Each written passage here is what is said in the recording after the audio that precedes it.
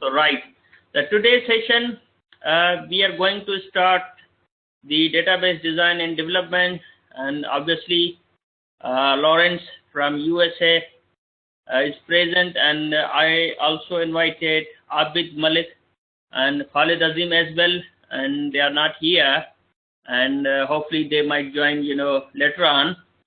So Lawrence, this is kind of unit specification, yeah, the database design and development, yeah. Yeah, which is Yeah. So what happens basically, we always follow the unit specification. You must have seen in the Pearson, yeah. So like there are certain learning outcomes, and in this unit there is 1, 2, 3, and 4 learning outcomes that we have to discuss and you have to achieve. And then assessment criteria is set for every learning outcome. Mostly we will be able to complete one learning outcome in one session. So normally the session can be up to a minimum of 1 hour, and sometimes it can be bigger than that, maybe up to 2 sessions. We complete one learning outcome. Yeah. yeah. Okay. So the learning outcome 1, understand the database management system. The internal indicative contents we will be discussing, like a database for organizations, organizational structure, data elements, data sets, forms and reports, database design, and then we will be discussing the entities, relationships, attributes, key things, and these are like the kind of syllabus keywords, yeah, that we will be discussing into the learning outcome. Yeah. Okay. Yeah. So database design and development. The first topic, we start with a database. A database is a collection of information that is organized so that it can be easily accessed, managed, and updated. So the information we stored into the computer, that's normally we access it, we manage it, and update it. Normally, if you are storing the data, and the data can also be stored into a file like in a notepad, yeah, but when it says a database, then the data is being accessed, managed, updated in a managed way, yeah. The data is organized into rows and columns and tables, and it is indexed to make it easier to find relevant information. So every time you organize the data, how do you organize the data? You find the data that's in the rows and columns. Yeah. Yeah. And normally the rows and columns, they make up a table. Yeah. Table. Yeah. And that's indexed, and to make it easier to find the relevant information. So in this way, the data gets updated, expanded, deleted as new information is added. So whenever you add the information, you update it and expand the database. Yeah. When you say a relational database, basically a relational database is in a tabular form. Yeah, it's a tabular database in which data is defined so that it can be reorganized and assessed in a number of different ways. Whenever the data is stored in a database in a tabular form, which is called the relational database, yeah, then it can be assessed. You can access it, in different ways. Like if you are interested to view any particular view of the data, yeah, then relational databases are made up of a set of tables with data that fits into a predefined category. Yeah? Yeah, with you. Yeah? Each table has at least one data category in one column, and each row has a certain data instance for the categories which are defined into the column. So relational databases are made up of set of tables with data that fits into a predefined category. What you mean? the predefined category is that you cannot change the category, at any time, but you need to create its category, what type of the data you will be storing, right? Yeah.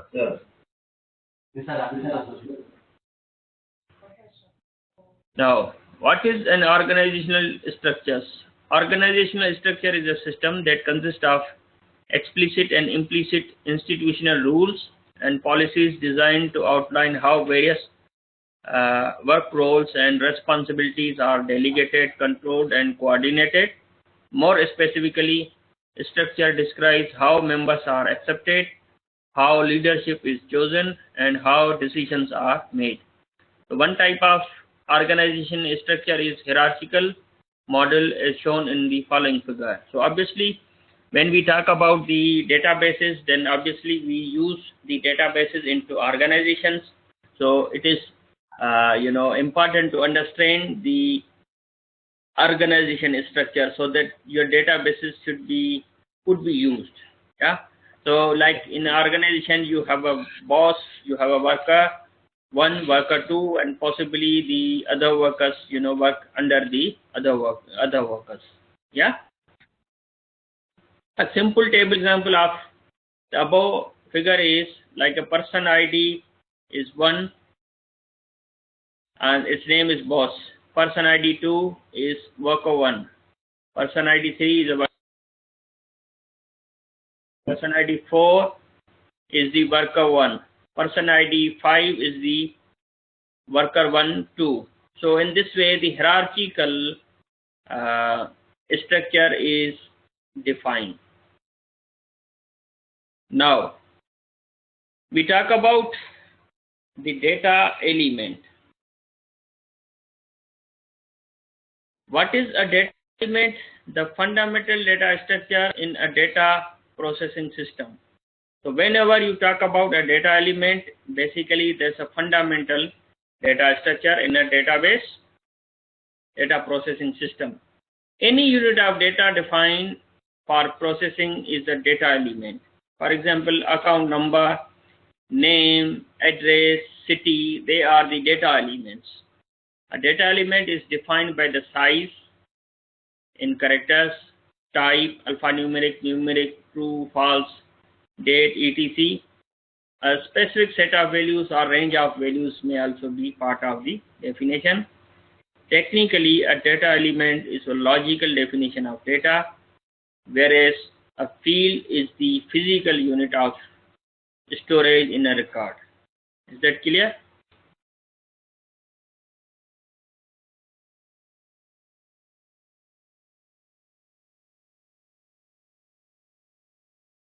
Now, next. So, the data element is a logical name and the physical unit is called a field.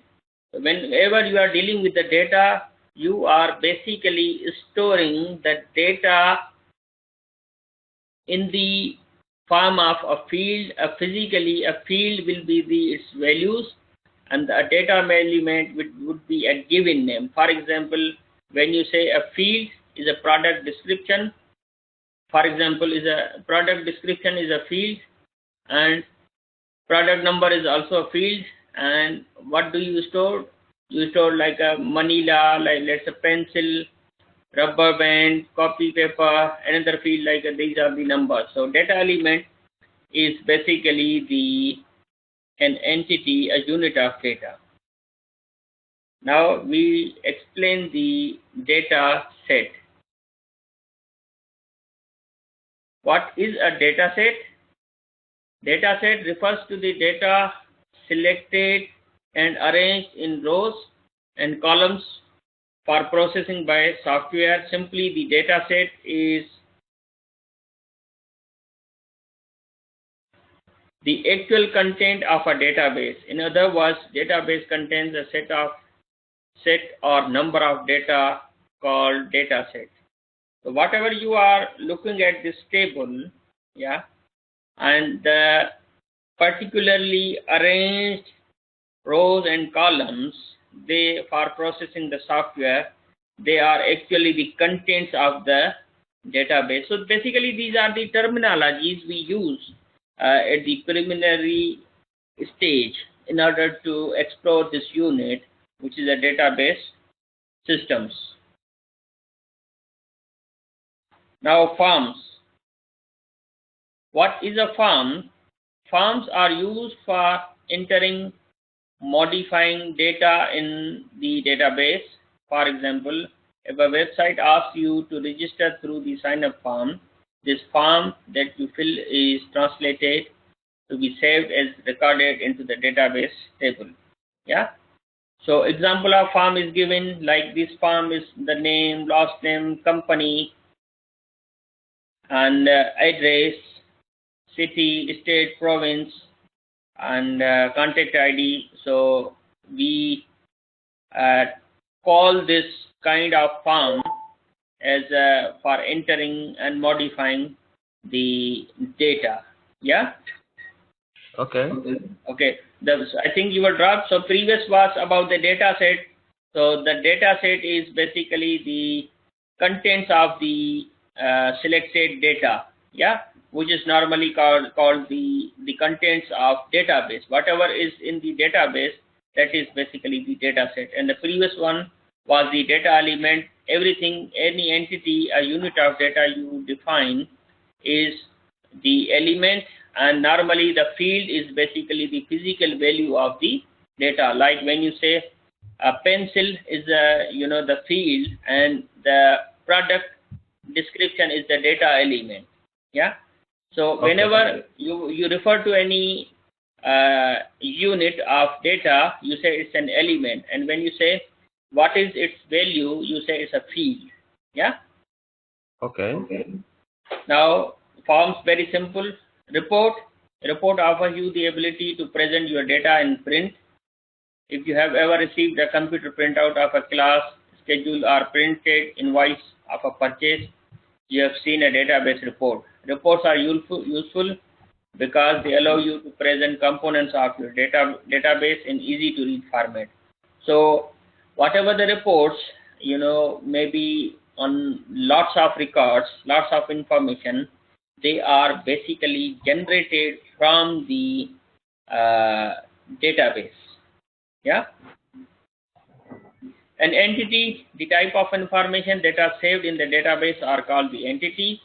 These entities exist in four kinds, like let's say people. An entity can be a people, things, events, and locations, for example. Then everything you could want to put in a database fits into one of these categories. Yeah. If the information you want to include doesn't fit into these categories, then it's probably not an entity, but a property of an entity, and this is called an attribute. Now, this definition basically has restricted into the things that can be stored into the database. Like it says, either it will be a people, it will be a thing, an event, or location. Yeah.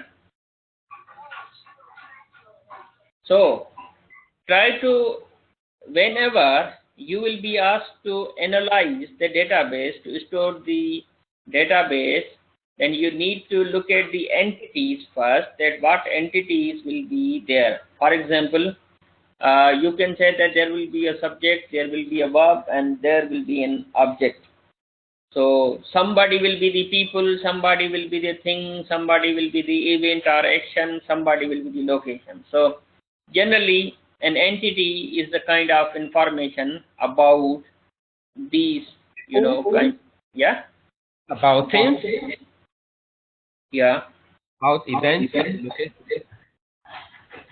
Event, that when, for example, when it is going to happen. Events?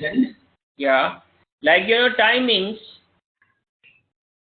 Okay, like purchases? Yeah, purchases, and normally this is a very abstract definitions, as I told you.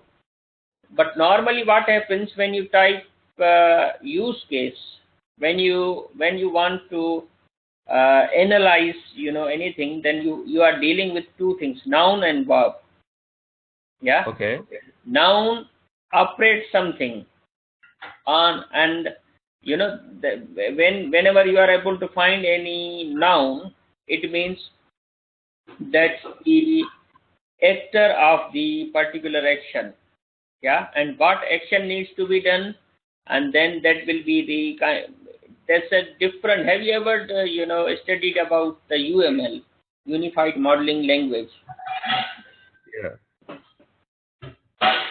Have you studied the Unified Modeling Language? Not fully, but I think I may have come across that. Okay. So basically these are kind of analysis techniques. Yeah. Whenever you want to analyze, you want to, let's say, find out the entities and you are supposed to create a database, and you will be looking into these things. Yeah. So let us go a little bit quicker, and obviously we will be going into the details. Yeah. Okay. Okay. Then, for example, let's imagine that we are creating a website for a shop. What kind of information we will deal with in shop? We sell product to a customer. In this case, shop is a location. Okay. Sale is an event. Yeah. Okay. Event is a verb, as I told you, that is a verb, like an action. And action will also be taken at some particular time. Yeah. Okay. And customer is a people, and product is a thing. So these are some of the entities that need to be available in your database, but this is not all. There are other things that happen when selling a product. Things might be a vendor for the customer to ask questions, so that the vendor might also be an entity in our database. So entities can be like a customer, products, shops, vendor, sales, these things. So don't go into the particular example. Whenever you will be asked to create a database, then you will be finding the entities into the requirements. That's the scenario. Into the scenario. Yeah, very simple. Yeah. Okay. Was a relationship in a database? In a relational database, a relationship is a situation that exists between relational database tables through foreign keys. A foreign key is a column or combination of columns that is used to establish and enforce a link between the data in two tables. The following diagram contains three tables. So relationship is basically created between two tables using a key. A terminology is used as a foreign key. Let's see how that makes. Like there is a table of student, there is a table of course, and there is a table of enrollment. And how do you make the relationship? Now see, in above diagram you can see some sort of associations or relationship between tables, like the small diamond and dotted lines. One course can have many enrollments. Yeah. Okay. And one student can enroll in many courses. The enrollment is basically, the enrollment could be done for the many enrollments could be done for one course. Yes. Yeah. So it's a one many relationship. Yeah, one to many relationship, and one student could be enrolled many times.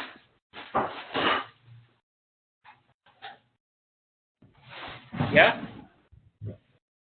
Like means, if you look at from the enrollment side, so there are many enrollments. Yeah.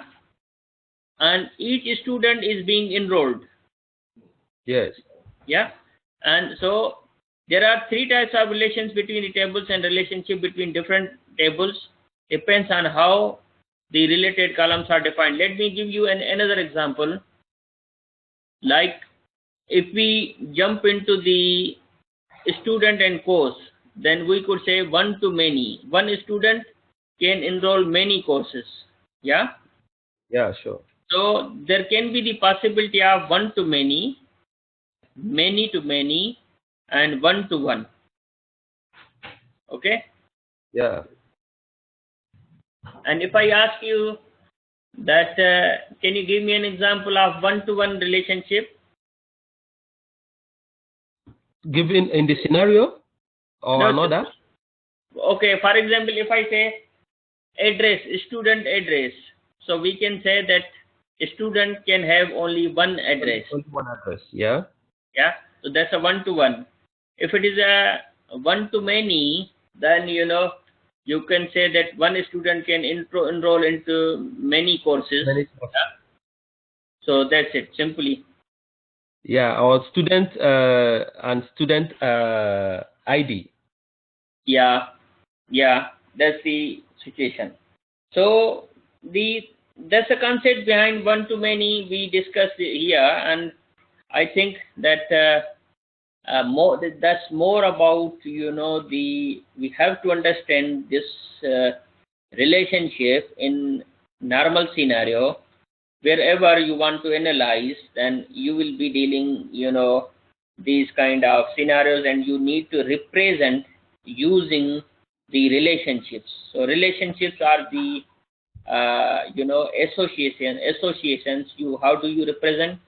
If it is you need to draw a line in between two entities, yeah, and you represent with one, like a one course is enrolled many times. One course is enrolled many times, and enrollment is done by many times. Enrollment is done by a student. Okay. Because a student enrolls one time, but the enrollment itself is done many times. Yeah. Yeah. So one to many relationship, many to many relationship, and basically it happens rare. In many to many relationship, a row in a table can have many matching rows in table B, vice versa. You can create such a relationship by defining a third table called a junction table, whose primary key consists of foreign keys from both tables A and B. For example, student and course tables have a many-to-many relationship that is defined by one-to-many relationship for each of these tables to enrollment. So many-to-many is not really, a kind of practical, but you can see here. Yeah? Yeah. So, like, can you give another example for many to many? Many to many.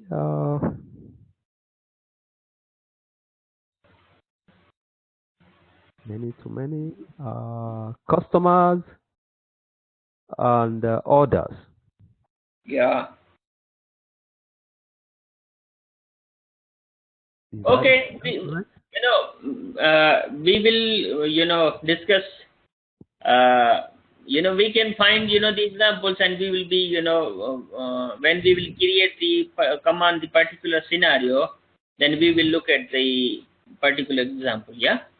Okay. Yeah. So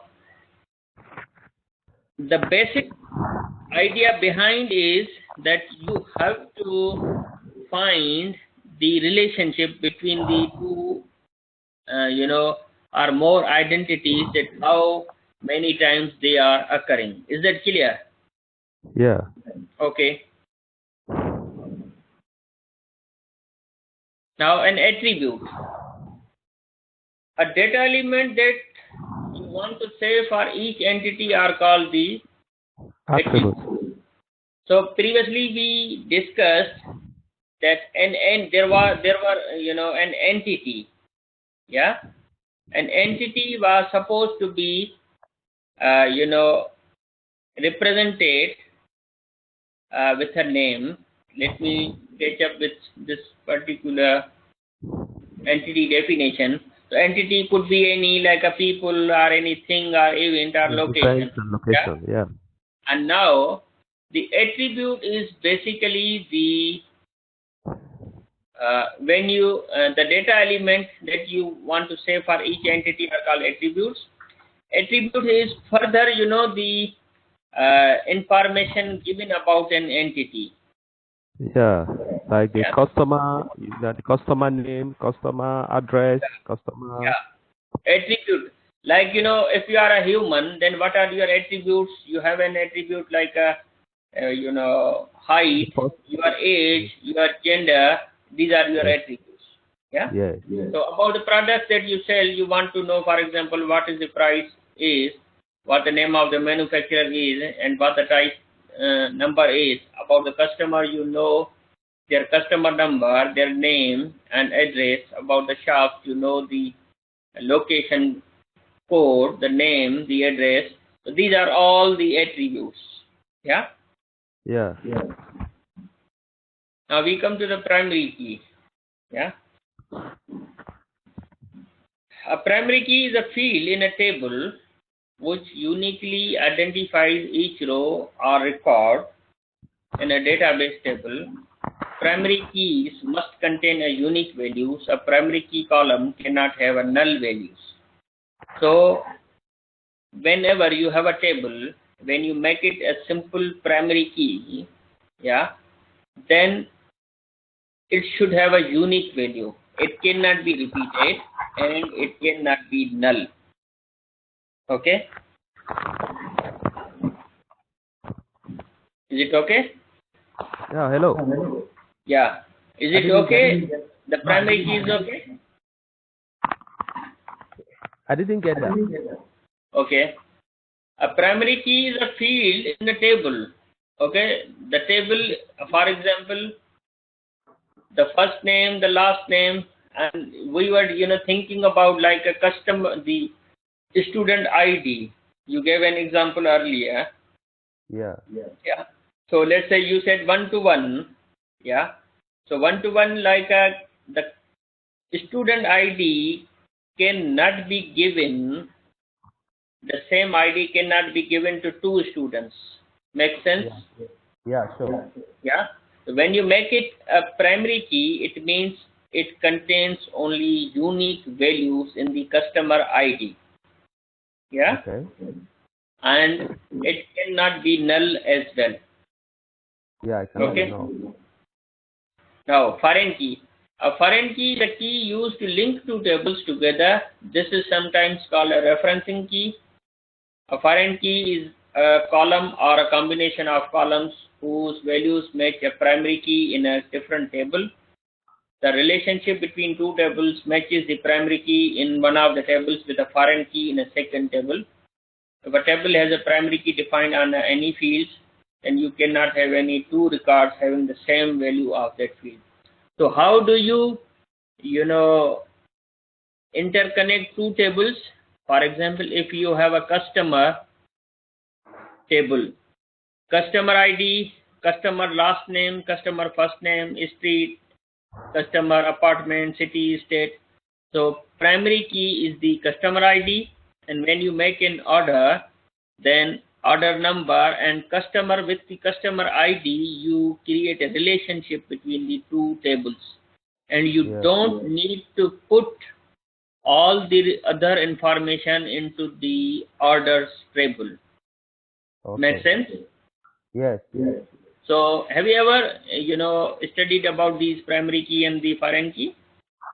Yes, it was some time ago. Most of them are forgotten. I try to refresh memory. Okay. So that's about the primary key and the foreign key. Data types. There are lots of different types. Data types, few are standardized, but many databases have their own data types that all have their own advantages. Some databases offer the possibility to define your own data types in case the standard types cannot do the things you need. The standard data types that every database knows and our most used are char, varchar, text, float, double, integer. Yeah. Yeah. So are you clear about the data types? Yeah. Okay. So normally you when you define a data type, you are allocating the space into the memory, into the database. No matter, for example, if you say that it's a text, yeah, it will have a particular size, yeah, and the database will reserve the space for you. Okay. Yeah. Text is a character or varchar. There are certain, more, definitions and description about, these things. So can I, quickly go to the next, because these are very, simple definitions. It includes the text, numbers, punctuation. Character has at least characteristic that it always saves a fixed amount of positions. Yeah. Yeah. If you define a character 10, you can save up to 10 positions maximum. Yeah.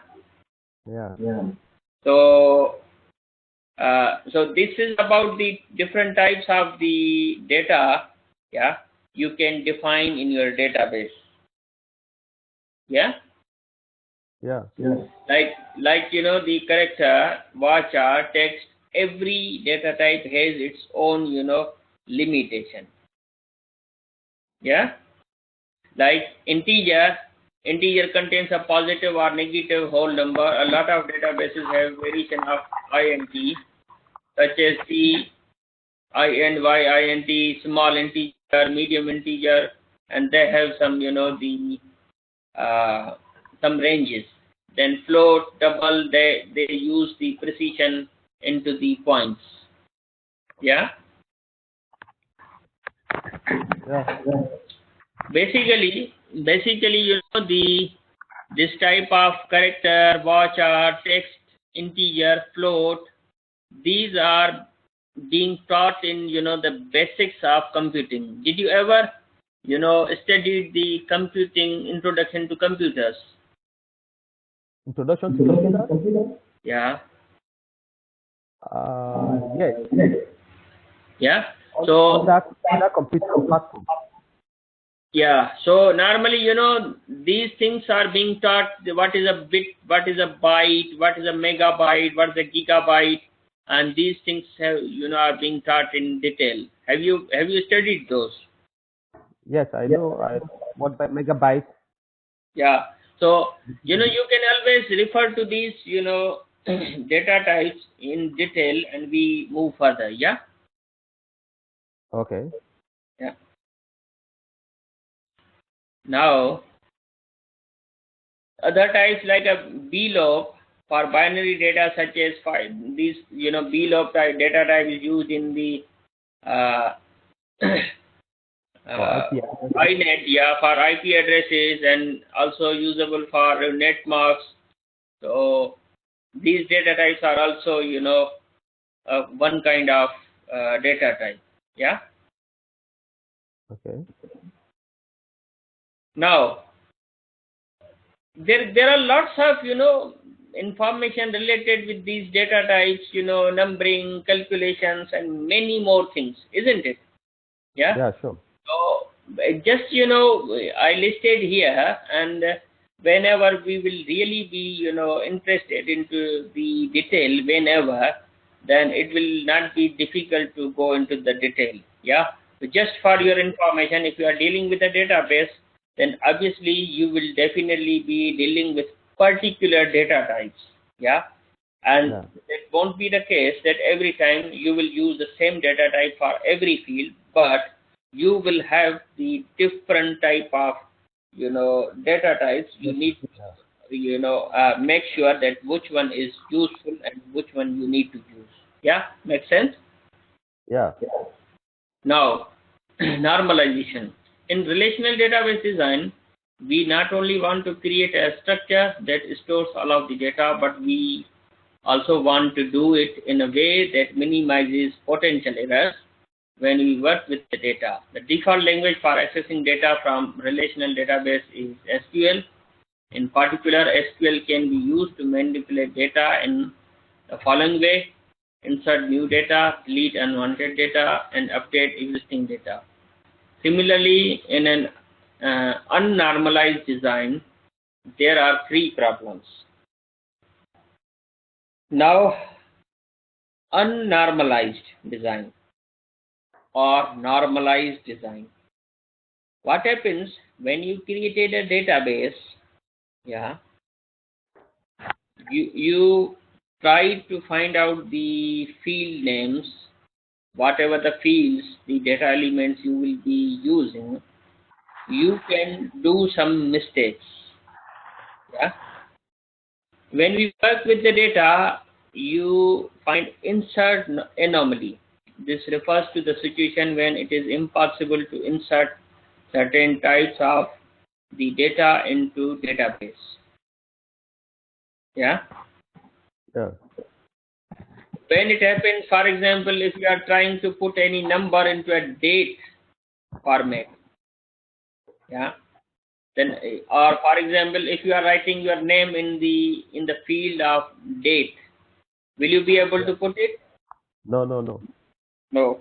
And if it is a numeric field, you won't be able to put like your name into the alphabet. No. yeah, alphabet. So this is a kind of insert anomaly, delete anomaly. The deletion of the data leads to unintended loss of additional data, the data that we have wished to preserve. Yeah. Yeah. Update anomaly. This refers to the situation when updating the values of columns leads to a database inconsistencies. So, for example, if I transferred you like $100, yeah, and the money was given to you to your bank account, and luckily, you know, my money was not taken out. Yeah. Yeah, so there can be an update anomaly as well. Yeah. Yes. So, if you are dealing with the databases, then you can face the problems of unnormalization. Then you are supposed to address the three problems in previous slide. We go through the process of normalization. When we go through the normalization process, we increase the number of tables in the database while decreasing the amount of data stored in each table. Did you get it? Yeah. So, if you have a data and if you have a less number of tables, then you will have a problem. Problem of accessing the data. For example, in previous table, you know, the order numbers, yeah, the order number only contain the primary key of customer ID, yeah, and it could be the case that with every order you were including the customer detail, yeah. So it allowed you to, if you are making a primary key, then a primary key and foreign key, then you increased, for example, additional table. Was it possible that in order you are writing the customer name for every order, you are writing the customer name, customer address, customer contact number, and what did he purchase, and the price of the item? Was it possible? No. No, it was possible. If it is a beginner didn't knew how to normalize the database, then it could do the mistake that he or she only created an orders table, and in every order table you are storing, you know, the customer information every time. Yeah. Yes. But if you normalize it, you create an additional table, yeah, you segregate the customer information that can be repeated for another order. It makes your life easy. Yeah. Okay. Now see, we talk about the first normal form. A database is in first normal form if it satisfies the following conditions: contains only atomic values, there are no repeating groups. An atomic value is a value that cannot be divided. For example, in the table shown below, the value in the color column in the first row can be divided into red and green. Hence, this is not in first normal form. So when you say product 1, product ID 1, it can be red or green. Okay. So in one column, you cannot store that more than one value. So how you can do this? You can do this in this way, like product ID, like this is an unnormalized form. You are writing, the product ID 1 can be red, product ID 1 can be green, yeah. Product ID yellow, 2 can be yellow, product ID 3 can be green, 4 can be yellow, 4 can be blue. Yeah? Yeah. So in this way you need to, split into other table. Yeah? Yes. So what you are going to do, you are making the values into atomic, not more than one. That's the first normal form. Yeah? Yeah, not more than one. Yeah. Second normal form. A database is in the second normal form if it satisfies the following condition. First thing, it is in the first normal form, and all non-key attributes are fully functional dependent on the primary key. Yeah? Fully functional on the primary key in table A.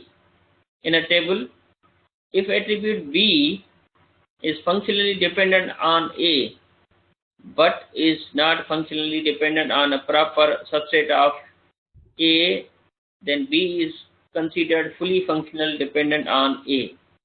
Now, for example, it says purchase location is, let's say, store ID is 1. 1 is basically Los Angeles, 3 is San Francisco, 1 is Los Angeles. Yeah?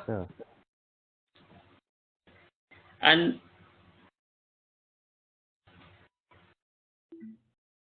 now see, the A is repeating, B is repeating, yeah? Yeah. Los Angeles is repeating, yeah? It means how would you know that customer ID 1 is whether, depending on the store ID or depending on the Los Angeles, the location? Then what you need to do, you need to create the store ID separate. Okay. Now look at this. Consider the following example. This table has a composite primary key, customer ID, store ID. The non-key attribute is purchase location. In this case, the purchase location only depends on store ID. Yeah. Now see, if the purchase location is relevant with the store ID, then is there anything, related, the purchase location related with the customer ID every time? That should be the order. The order. Yeah. So what he is advising, that instead of, the purchase location is only depending on the store ID, then you, remove the from the purchase details, you split the store table separately. Okay. That second normal form explains that you basically remove the functional dependency. Okay? Yeah. How? For example, in this table, this shows that purchase detail is dependent on store ID as well as the the purchase location. But if you know the store ID, then you know automatically the purchase location as well. So what you need to do, you split further the store and depend one value on let's say purchase location on store ID, and then use the store ID into your purchase detail. Okay. Yeah. So apart from this example, you will face a scenario when only one thing will be dependent on another one, but you cannot mix up the table to associate two similar things into the third one. Yeah.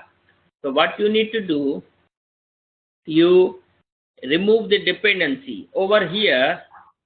This table is basically depending on two things, like purchase location and store ID is depending on the customer ID, but basically the the purchase location is only depending on store ID.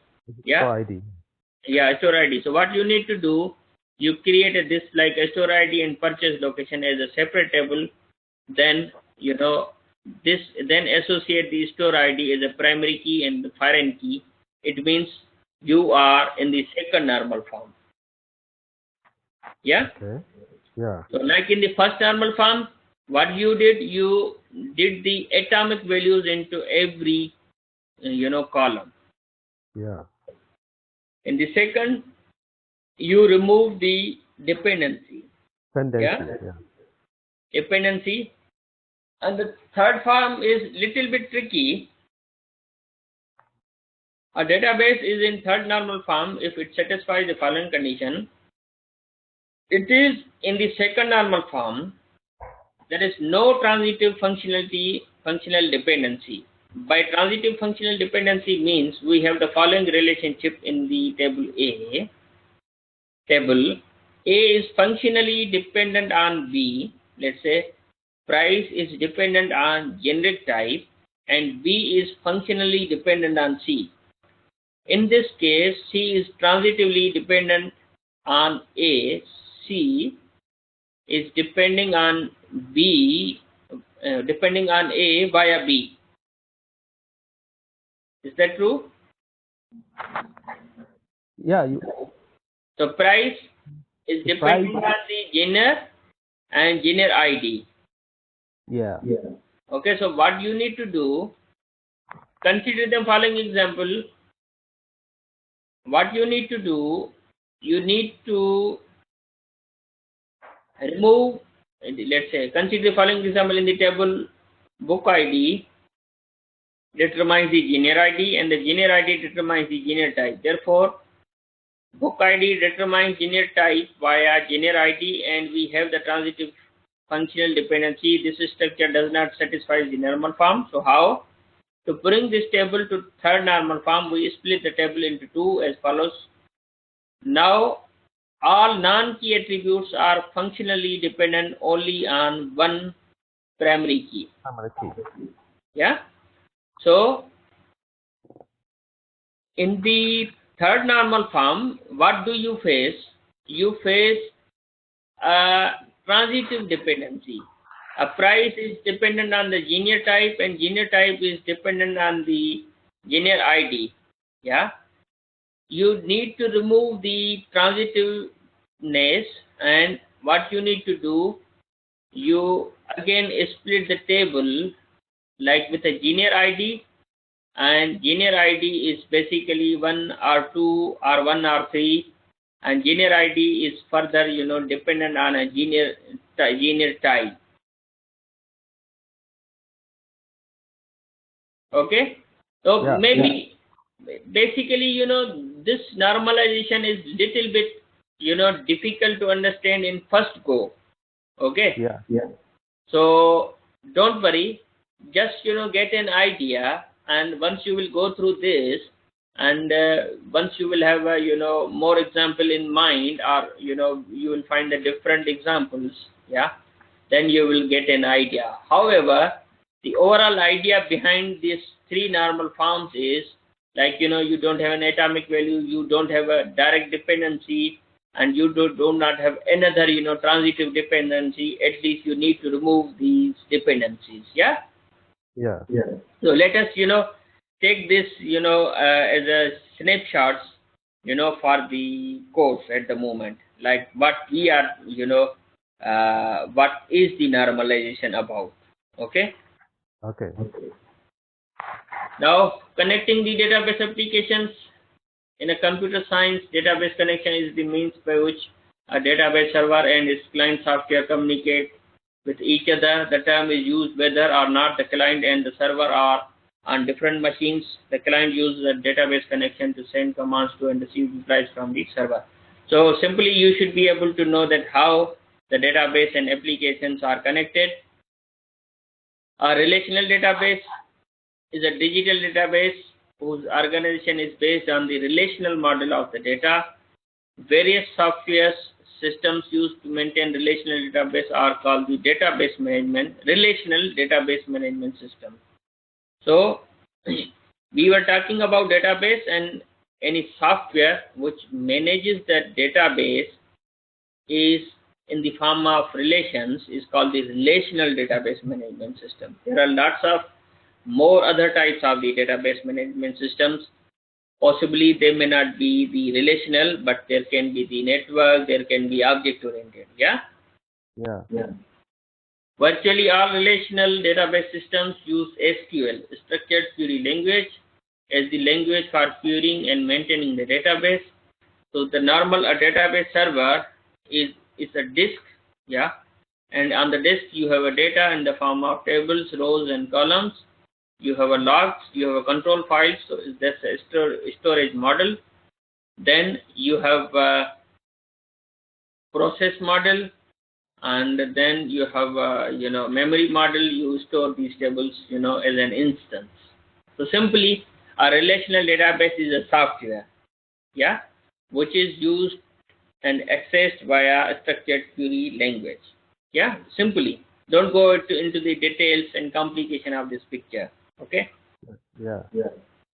ODBC. In computing, Open Database Connectivity is a standard programming language, middleware, application programming interface for accessing database management system. The designers of the ODBC aim to make it independent of database system and operating system. So what happens? Database is a database management system that stores the data, manages the data very well. Okay. Yeah. But you are not going to access the data by database itself. You need to access the database using different applications. Yeah. Like in the browser, if you are accessing your email, then your emails are stored into the database, and you are accessing those that data via your browser. Yeah. And you can access anywhere. So ODBC, the Open Database Connectivity, is important. It's through programmatically you access it. Okay. So you should be able to communicate your database with like an application is connecting with a database through the driver manager, and then the driver manager connects. JDBC is the Java database connectivity that helps you to connect your database using Java. Yeah, have you heard about the Java? Yeah, I've heard about Java. Yeah, so Java is a programming language, and then whenever you need to connect with the database, you need to connect with the Java. So that's about the very brief introduction. We are talking about the database connectivity. So every application needs to be connected with the database using ODBC, and that's the Open Database Connectivity. JDBC is the specific database connectivity which is only used for the Java. Yeah. However, the ODBC is the Open Database Connectivity. You can connect your database with any other, databases. Yeah. Yeah.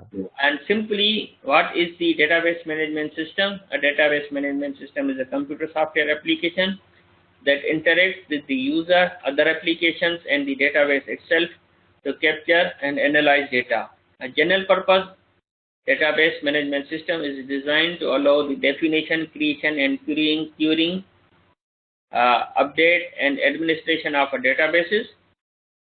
Some well-known database management systems include MySQL, PostgreSQL, MongoDB. So these are kind of the database management systems. Yeah, you have a database, you have a data, and database is a collection of data, and database management system is a software which manages the database. Okay. Yeah. Microsoft SQL Server is also a relational database management system by Microsoft. Yeah. So this was about the, not only the introduction, but, we have covered like the learning outcome, which intends to, to be explored, like developing database organizations, designs, entities, what are the entities, attributes, keyword, the keys, data types, connectivity, and what the database management system itself is. Okay, so it was all about the first learning outcome. Yeah. So tomorrow we will discuss the learning outcome 2. Okay. Yeah. So any other question you have in mind? No question. I will be asking questions during the second learning outcome. By then, I will rephrase myself. Yeah. Okay. Yeah. Most welcome. Anytime you can ask tomorrow. So tomorrow, the UK time between 6 8, we will have a session, and by the morning, I will schedule it. Yeah. All right. All right. Thank you. Bye. Thank you. Okay, bye. Yeah. Bye.